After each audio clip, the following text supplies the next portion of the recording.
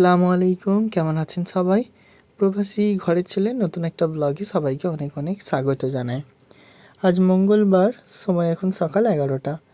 আজ সকাল সকাল ঘুম থেকে উঠে আমার আম্মাজি তাড়াতাড়ি কাজ কাম সেরে নিয়ে এখন বসেছে আচার বানাতে।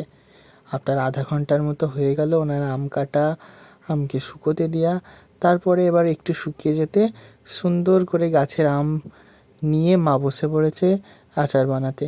আমার আম্মাজি অসম্ভব সুন্দর আমের আচার বানায়। বহু মানুষ আছে যারা কিনা খেয়ে বলেছেন যে আপনার আম্মাজিকে বলবেন আমার জন্য আচার বানিয়ে পাঠাতে।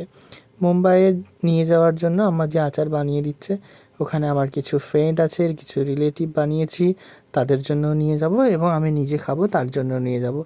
মা এখানে আদা রসুন গোলমরিচ দারুচিনি, এত সুন্দর একটা গন্ধ উঠেছে, গন্ধগুলো গোটা ঘরটা পুরো মোমো করছে।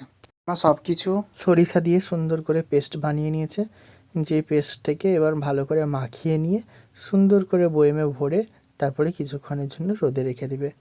জানেন, একটা মানুষ আমায় বলেছিল যে বেশ কিছু মানুষ আছে যাদের হাতের ছোঁয়া আছে।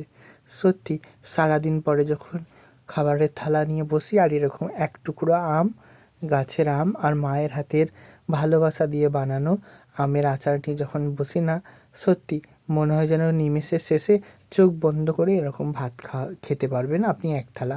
চলুন তাহলে, ভালো থাকবেন সবাই, সুস্থ থাকবেন, সাবধানে থাকবেন। আর যদি ব্লগটা ভালো লাগে অবশ্যই কমেন্ট করে জানাবেন। ভালো লাগলে একটি লাইক করে দেবেন। সবাই ভালো থাকবেন, সুস্থ থাকবেন, সাবধানে থাকবেন।